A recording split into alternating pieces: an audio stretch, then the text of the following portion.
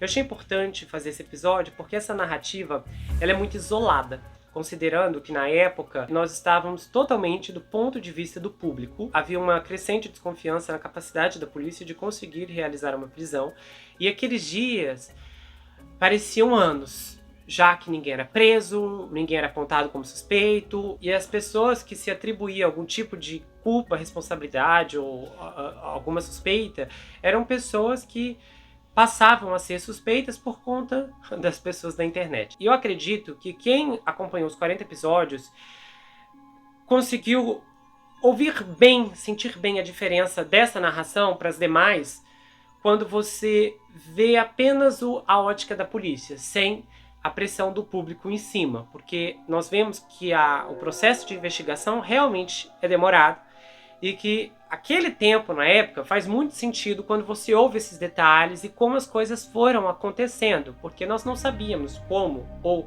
o que estava acontecendo. Há uma situação que é importante ser mencionada. A pressão do público é algo que não pode ser controlado. As pessoas, inevitavelmente, ficam ansiosas. Todo mundo fica em busca de respostas. Absolutamente todo mundo. Eu acho que não há ninguém na época, não houve ninguém na época que não ficou inquieto com a falta de respostas.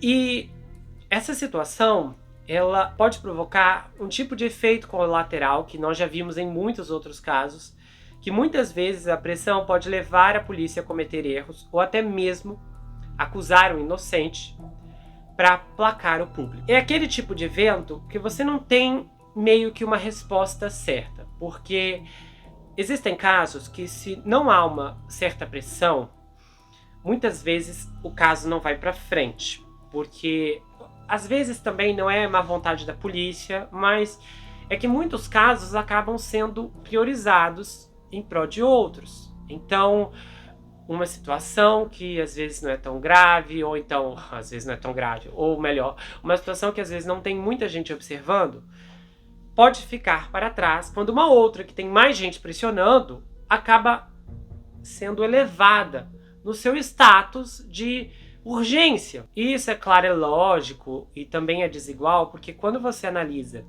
esse tipo de evento, nós entendemos que existem circunstâncias que acabam prejudicando uma investigação, porque existem eventos que são naturais, então isso não é culpa das pessoas. Eu não acho que a pressão ela é errada. É lógico que, assim, pode haver pressões que fogem do controle, porque há muita especulação, existem erros, a gente sabe, foi mencionado aqui, houve uma parte que foi exagerada, de pessoas ali que ficaram só, não, esse fulano é suspeito, esse outro é suspeito, todo mundo caçando e revirando. E muitas vezes esse caçar e revirar chegou a causar algum tipo de transtorno, e o ponto negativo do transtorno é que muitas vezes a aflição pode cegar as pessoas. Claro que, percebendo casos em que havia uma certa pressão, há situações que eu notei que houve certos fatores mais prejudiciais quando a pressão da mídia ia muito mais longe do que o público, porque a pressão do público ela é sentida de uma forma diferente de quando a mídia começa a pressionar com falsas afirmações ou alegações. Há situações em que há especulações na própria imprensa que começam a tomar partido por agendas ideológicas, e isso obviamente já começa a prejudicar centenas de histórias. E é claro que examinar de forma profunda o quanto o impacto de uma pressão pode prejudicar ou beneficiar uma investigação, nós só sabemos no final quando, de forma ainda superficial, porque você não tem como medir isso de forma científica, a gente só faz uma medição quando juntamos todos os relatos. E aí você ouve os relatos de quem foi prejudicado, de quem foi danificado, de quem foi beneficiado. E aí muitas vezes há mais benefícios do que malefícios, mas sempre há efeitos colaterais. E sempre há efeitos colaterais porque, infelizmente, tudo na vida tem um lado bom e tem um lado ruim. E às vezes, se chegar a um equilíbrio perfeito pode ser muito difícil. E às vezes essa dificuldade pode se concentrar em vários fatores, porque nós temos vários lados dentro de uma investigação. Você tem as autoridades, você tem quem acompanha, você tem quem divulga, quem noticia, você tem, no geral, um grupo de pessoas que estão observando, que estão lendo, que estão ouvindo, pessoas que estão interessadas e que querem uma resposta. E ao longo desse caso, eu pude aprender na prática que até mesmo as respostas mais dignas não chegam sem que haja algum preço a pagar.